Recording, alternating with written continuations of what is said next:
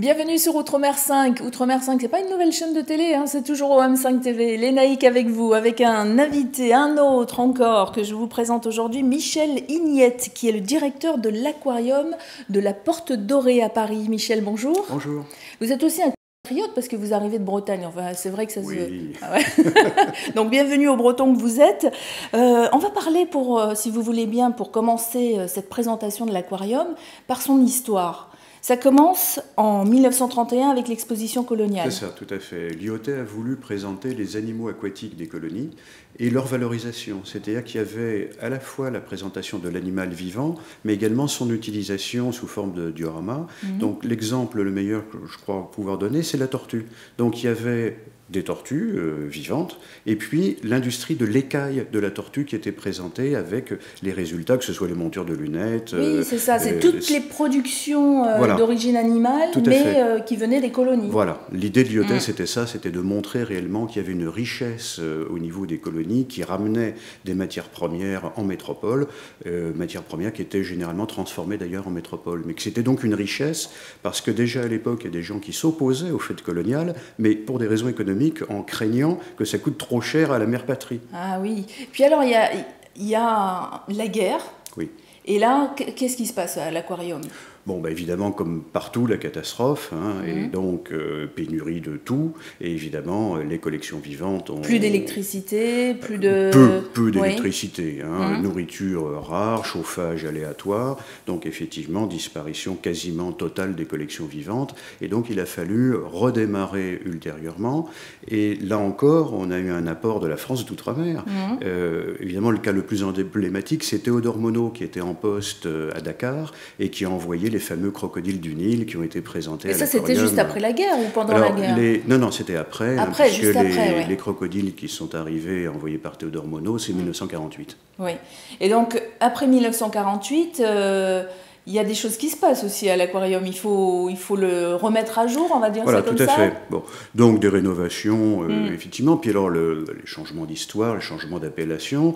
Donc en 1960, Malraux récupère l'ensemble du bâtiment pour faire un musée des arts d'Afrique et d'Océanie, qui est devenu musée national des arts d'Afrique et d'Océanie. Et qui a déménagé au Quai Branly. Et dont les collections, effectivement, sont parties au Quai Branly. Ce qui nous a permis d'accueillir dans le bâtiment maintenant la Cité nationale de l'histoire de l'immigration, hein, puisqu'il y avait des locaux disponibles.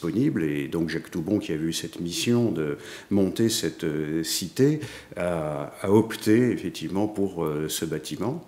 Et donc on accueille avec plaisir ses partenaires. Donc l'aquarium est en bas. Le musée de l'immigration est en haut, un magnifique palais. Oui, alors c'est un bâtiment très surprenant. C'est un bâtiment art déco, hein, en 1931, on l'a dit, qui est vraiment très étonnant. Et l'architecte a eu quand même des contraintes, d'une part en temps et d'autre part budgétaires, comme toujours. Oui.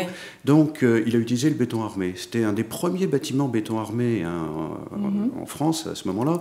Mais comme ce bâtiment avait vocation à être un temple à la gloire des colonies, il fallait du matériau noble. Bon, c'est pas du marbre de Carrare, c'est du béton. Mais donc tout est recouvert. Vous avez à l'extérieur un bas-relief qui est complètement extraordinaire, qui fait plus de 1000 mètres carrés. C'est quand même très très surprenant. Ça veut dire que quand on va à l'aquarium, en fait, il faut prendre le temps aussi de regarder le bâtiment. Il ne faut pas juste aller à l'aquarium. Bien sûr, non, c'est une évidence. Il faut faire le tour. Oui, ou même sans faire le tour, mais j'allais dire rien que de décrypter ce bas-relief, ça prend un temps fou, parce que si on veut vraiment le regarder dans tout ce qu'il apporte... Vous l'avez vu, vous ? Bah, oui, quand même, heureusement. Non, mais parce que parfois, on travaille dans un endroit et on passe devant, on n'y fait plus attention, c'est vrai. Honnêtement, mais il y a justement des représentations des animaux, des végétaux des colonies, avec les noms qui sont gravés. C'est-à-dire que vous avez soie, vanille, caoutchouc, les mots sont gravés, qui montrent bien les apports donc, des colonies. Et je dis maintenant, avec un petit sourire, je renverse un peu ça, et je dis, mais finalement, ce bas-relief est un hymne à la biodiversité de l'outre-mer, parce qu'on voit justement toute cette biodiversité et l'utilisation que l'homme en fait. Oui, alors la gageure pendant les rénovations, c'était justement de garder le bâtiment et puis d'améliorer les conditions de vie. Alors ça, c'est votre petit bébé quand vous êtes arrivé au musée. Oui, vous avez remis ça un petit peu. Le problème, c'est que l'aquarium avait vieilli, à tel point d'ailleurs que la direction des musées de France, puisque nous sommes gérés par le ministère de la Culture, donc la direction des musées de France, constatant l'échec dans lequel on était dans les années 80, avait une option de fermeture. Alors je travaillais à l'époque à l'Aquarium de Monaco, donc on m'a demandé de venir faire un audit, je dirais pratiquement, et donc je suis venu sur une mission très temporaire. Et il était prévu que je retourne à Monaco. Finalement, j'ai réussi à convaincre mes interlocuteurs que ça valait le coup, d'une part, de rénover avec un budget qui les a surpris dans le bon sens, et qui craignaient bien pire. Bon, là, on a étalé l'opération dans le temps, on n'a pas fait une seule opération, on a pu l'étaler donc sur beaucoup de budgets successifs, donc ça a pu se faire, et du coup, j'ai quitté Monaco. Et vous êtes monté à Paris. Voilà. Et aujourd'hui, vous êtes l'heureux directeur de cet aquarium tropical, on le rappelle. Tout à fait. Alors, on reste dans la lignée de ce qui était, évidemment, de l'exposition coloniale, donc on reste tropical, mais avec cette composante très importante de l'eau douce.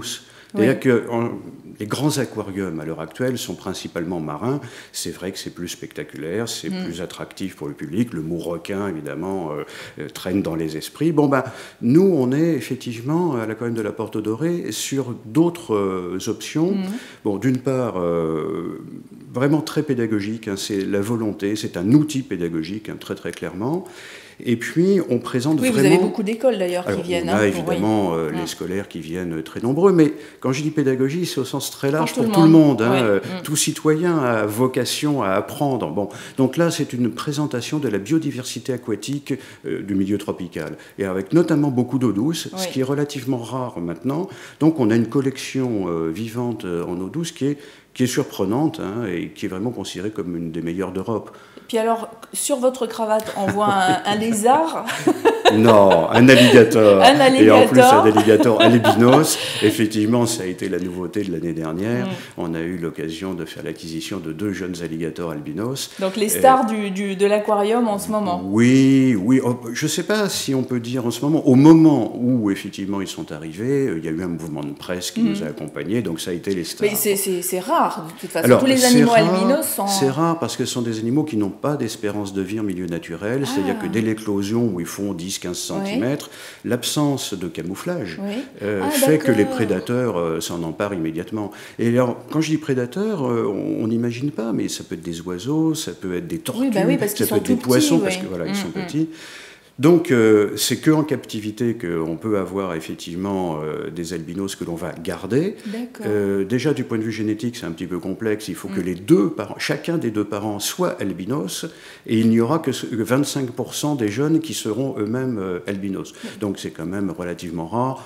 On estime qu'au monde, il y en a de l'ordre de 20 à 30 qui sont présentés au public. Oui, alors ça veut dire quoi? Vous avez des scientifiques qui parcourent la planète dans les tropiques pour trouver ces animaux? Alors, pas forcément, parce qu'il y a quand même un marché aquariophile qui existe, et donc on est en partenariat avec un certain nombre de fournisseurs, collecteurs. Alors, ça se fait de différentes manières, d'ailleurs, directement ou indirectement, parce qu'il y a un certain nombre d'aquariophiles qui ont acquis des animaux de petite taille, et puis les animaux grandissent, et au bout d'un moment, ils ne savent plus trop quoi en faire, et donc nous sommes éventuellement destinataires. Donc, nous avons beaucoup de dons, finalement. C'est quelque chose de tout à fait surprenant, mais ça existe. C'est merveilleux. Oui. D'autre part, on a des reproductions, notamment en eau douce. On fait des échanges avec des collègues. Donc, en réalité, on a des sources très, très diversifiées. Très variées. Et c'est rare que ce soit des missions spécifiques. Alors, ça a été le cas pour une exposition qu'on avait montée. Vous n'allez pas dire à quelqu'un de votre musée, allez dans tel pays et revenez avec tel animal. Alors, ça peut arriver exceptionnellement. Ça a été le cas pour l'exposition Piranha en Ivrée, où effectivement 2 de mes collaborateurs sont partis en Guyane pour aller pêcher spécifiquement des poissons de Guyane, notamment les fameux tométès le bailli, qui sont ces piranhas herbivores qui ont quand même, à l'époque, c'était en 2004. Parce qu'on imagine toujours que les piranhas piranhas mangent tout ce qui est, tout ce qui leur tombe dessus. Tout à fait. Non, mais là justement, on a brisé ce mythe, hein, et on a dit il existe des piranhas herbivores, des piranhas frugivores, c'est tout à fait étonnant, et puis évidemment les carnivores, mais notamment les piranhas frugivores. Donc aujourd'hui, quand on va au musée, on peut les découvrir. Bien sûr. Je les ai pas vus, moi, ces piranhas. Bon, j'ai fait une petite visite trop rapide, je reviendrai. Il faut revenir, bien sûr, mais ce qui est très étonnant, c'est justement les piranhas frugivores. On se dit, mais comment ils mangent des fruits? Alors, il faut imaginer la forêt inondée d'Amazonie, au moment où les eaux montent, et les poissons se baladent en sous-bois parce que la forêt est totalement inondée, donc les fruits tombent. Donc les fruits qui sont tombés, ils se régalent avec ça. Absolument. Alors non seulement ils se régalent, mais en plus, comme ils ne digèrent pas les graines, qui vont déféquer plus loin, ils participent à la régénération de la forêt, comme le font les oiseaux en France.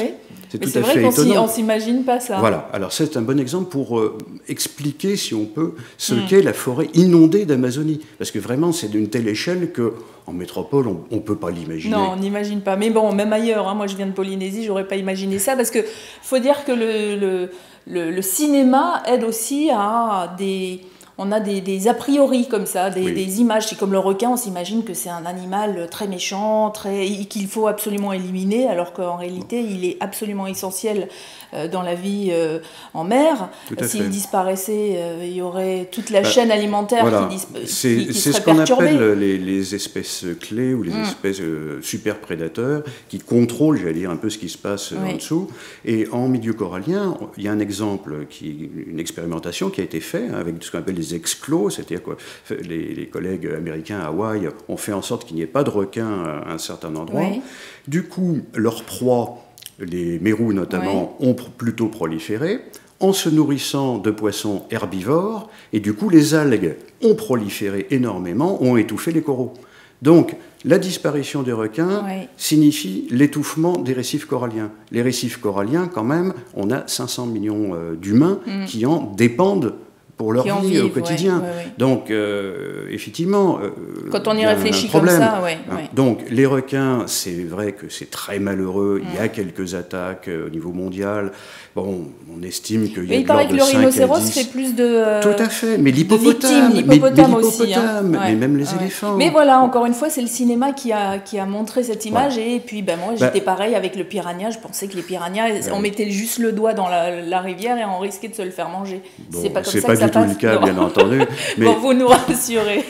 En tout cas, il faut rappeler qu'aujourd'hui, dans cet aquarium tropical de la Porte Dorée à Paris, 5000 animaux, 300 espèces à peu près. Oui, grandeur, puisque ça varie un petit peu en fonction la faune et la flore aussi sont présentes. Tout à fait. Et vous avez donc ce fameux terrarium avec les crocodiles, on en parlait tout à l'heure, et aussi les tortues. Donc si vous n'avez pas encore eu l'occasion de vous arrêter dans cet établissement public, on le rappelle, allez-y. Alors c'est vrai que quand on se retrouve devant ce bâtiment, on se dit, est-ce que c'est bien là l'aquarium? Mais oui, c'est bien là. Oui.